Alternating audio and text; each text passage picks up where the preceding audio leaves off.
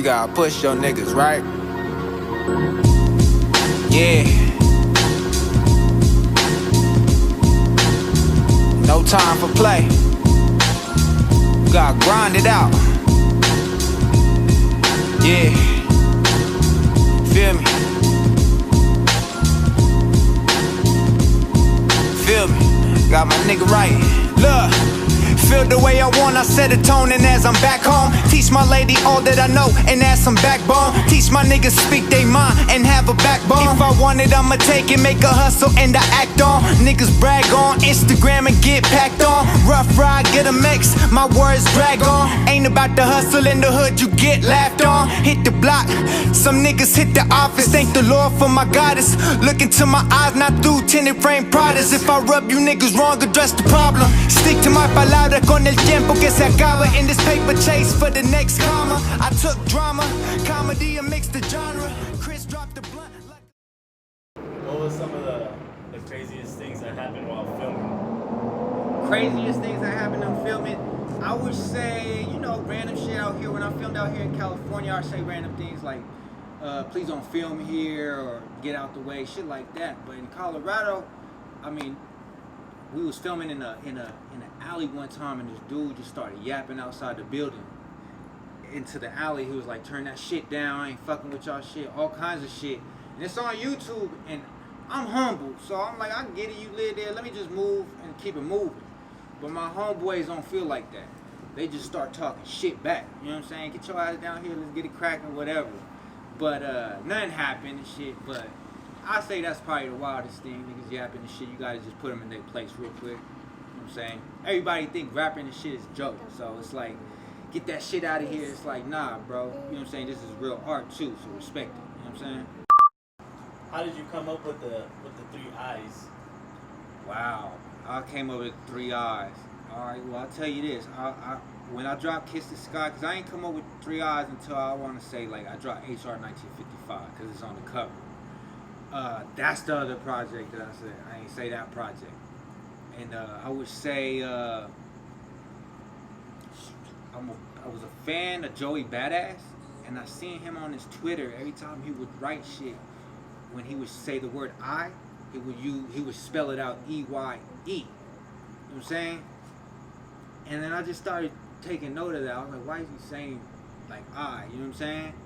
And I asked my pops, and he knew a lot about like just your third eye.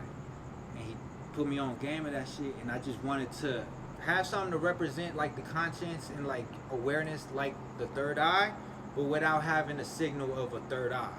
So I just turned it into the eyes, just 3 eyes. And later, that's how I came up with the idea of like, yo, when you say I'm gonna do this, I'm gonna do this, I'm gonna do this, you singling yourself out. But if you say we gonna do this, we gonna do it as a unit, and we gonna uplift one another, you get far in life. So that's what the other 2 eyes in the middle represent, is like unity. You lift up, you know what I'm saying? So yeah. What kind of audience you think are the people that are mainly listening to your music? I would say intelligent people. I would say intelligent people, because there's been times where I release just, you know, some more basic shit, and my fans will check me like, I don't know what's up with this. And I think that, like, I respect so much, because my fans is real with me, and I want to always be real with my fans, because I'm uplifting them, and at the same time they uplifting me. When I drop something good, they tuning in. That shit's beautiful, you know what I'm saying? Like, who am I? I'm not nobody. So for them to tap in, I just really appreciate it. So I think intelligent people that don't got too much time on their hands. You know what I'm saying? When they want to listen to me, they really want to gain something from it. You know what I'm saying? They want to learn and grow. So as far as clothing's going, Yeah. anything new that's popping off with that? Yeah, I just keep creating. So the beautiful thing about my clothing, bro, is that I guess it's Nasir, please sit down. It's been like my fans have gravitated to it, and then I think like even people that aren't so much in tune with my music have gravitated to it too, because of the meaning behind the 3 eyes and shit. And I look at creating clothes just like I look at music. I just have fun with it. I just create stuff, and it's going good, bro. I'm excited to drop my new shit here, and I'm probably gonna drop it either October or September. But I'm trying to correlate it with my music, with the project that I'm working on right now that I don't have a title to. I'm trying to coordinate everything so everything can drop simultaneously and together, you know what I'm saying? And have a meaning behind it. But yeah, I'm working on some shit. It's fire though. It's fire. Always hoodies though. You know what I'm saying? Hoodies is my shit. Yeah. It's always cold in Colorado. Exactly, you know what I'm saying? That's how we grew up. Always hoodies, jackets. You ask a Colorado dude, sometimes after winter we feel weird without our hoodie because we just throw on a hood, and we out here. But in the summertime, it's like, oh damn, where's our hoodie and shit? You know what I'm saying? So, yeah. You feel naked without the hood. What were some of the, what do you think would be some of the most difficult transitions you probably went through in your music-wise? Transitions, I would say, when you first start out making music, everybody's excited. Especially when you start building momentum. You get fans, you get opportunities, you do stuff. Everybody around you excited, your homies, everybody trying to do this. You know what I'm saying? And as you grow up as men, you start to realize what is your passion. And if making music really isn't your passion, then you're not gonna stick to it. You know what I'm saying? I feel like that was one of the things, the obstacles I went through, is being able to learn how to love my friends and my family, but also understand that they don't have to be next to me all the time to chase my dream, because it's my dream. You know what I'm saying? I gotta be willing to go out there and get it. And understand that they have their own dreams as well. And I respect them going out there to get theirs. And hopefully we can run parallel to each other in the future, as we did before. So that's how I look at it. Did you ever feel pressured at any time that sometimes your music wasn't getting enough attraction, and you feel like you had to kind of make your genre switch up a little bit? Not so much. I think I switched up some style of music because I just enjoy music. You know what I'm saying? I love all kinds of emotions. I just do music. But did I feel pressure? Not so much pressure, because I remember I was still rapping my ass off and I didn't have one fan. I was in my mom's basement. I was on the block in Aurora handing out CDs. I was doing it all and I didn't have one fan. And there wasn't one person that could tell me to stop because I knew what I wanted to do. But what I think I learned with not so much, my music not gaining so much traction so fast, was that, you know what I'm saying, you gotta just build your audience. You gotta find your audience. There's so many people in this world, somebody gonna feel you. You can't rush your process. So I think that's what I learned more, instead of feeling pressure to do something that I don't feel like. Because even as a kid, even when we was on the block, my homeboys would be like, yo, we gonna go pull a lick. We're gonna go rob this spot. They'd always tell me like, yo, Jay, let's do it. But I was always the one like, oh, I'm good, bro. Like, I'm good. Y'all go handle that. I'm gonna go here, holler at me when y'all done. So even at a young age, I had that instinct to say, you know what's that? Pressure don't make me fold, period. So I think that's the best way to answer that. You know what I'm saying? What other elements out of hip hop, other than MC, did you kind of have like a little passion for too? I would say tagging. I like that whole world tagging and shit. Like, I wouldn't ever go out of my way to say I'm a tagger because I respect what they do. You know what I'm saying? And also I understand taggers are anonymous. You know what I'm saying? Like, it's not, you don't just put your face out there, from what I learned. But yeah, I like tagging. I like all that shit. When I see footage of like the 80s in New York and shit, subway systems tagged up, like that shit hard to me. You know what I'm saying? And then the DJing is tight too. You know what I'm saying? I respect that. I like that shit. So yeah.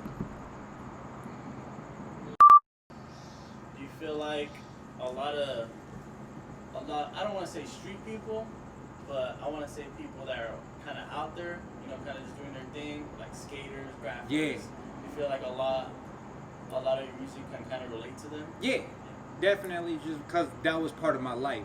If I wasn't inside the house writing or being with my parents, I was outside all the time.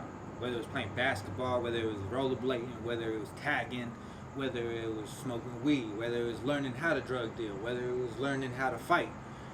You know what I'm saying? Like I was the kind, like the neighborhood I grew up in, bro, like I done fought in front of my house. You know what I'm saying? Like my brother done watched me fight. You know what I'm saying? So it's like those kind of things. Yeah. You know what I'm saying? So yeah. Did you ever think about making any kind of like girl music wise? Nah, never. That was never a thing. Nah, I ain't that kind of dude. I mean, I made songs touching on things with my like lady and shit, situations and things like that. Definitely vocal about it, or like showing my love and affection for her, or just in being as respectful as I can. Like talking sexual on a song, that's easy. You know what I'm saying?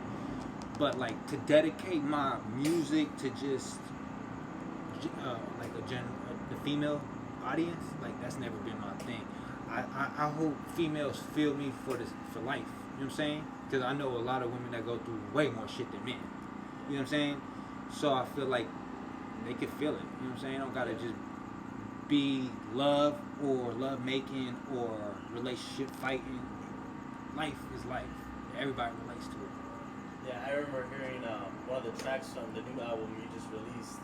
It was like a voice. I think it sounded like a voicemail, and then it's like the girl talking and like then kind of going back and forth, and she's like, "But this is the last time I tell you." Oh yeah, that was my girl. Yeah, that was my your girl. car. Like, Yeah. fix your car. That was my girl. And that I did that because I really went through that. You know what I'm saying? Like I really, like my girl really helped me out and let me drive her car, make the money I need to get back up on my feet.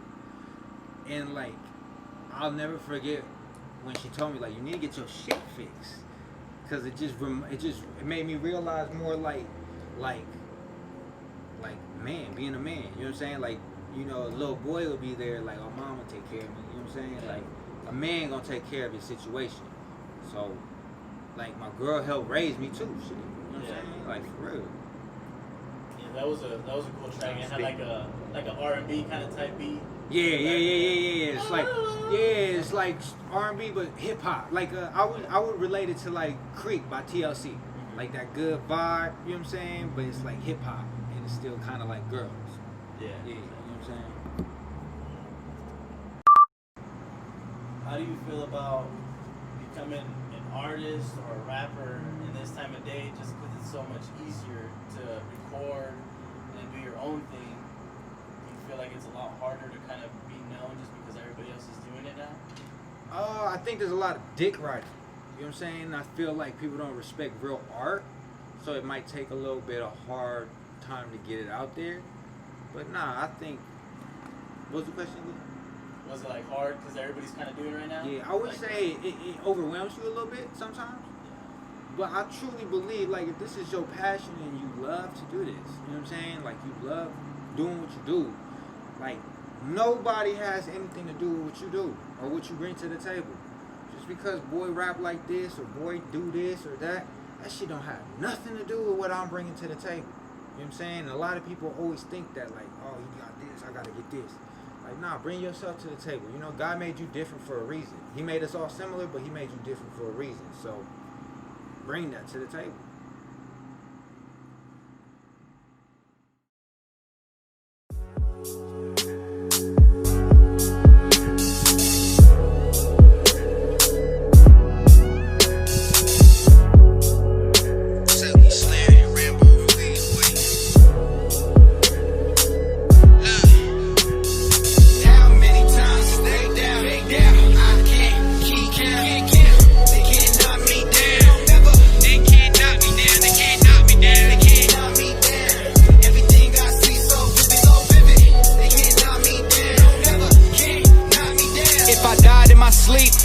Come back as me, ain't no change in the G. Came as they wish, bounce if you need. Ain't no leaving my seeds, legend in the making. Ain't no soul that could break me. Life get jaded, it's here for the taking. All this prayer and this patience.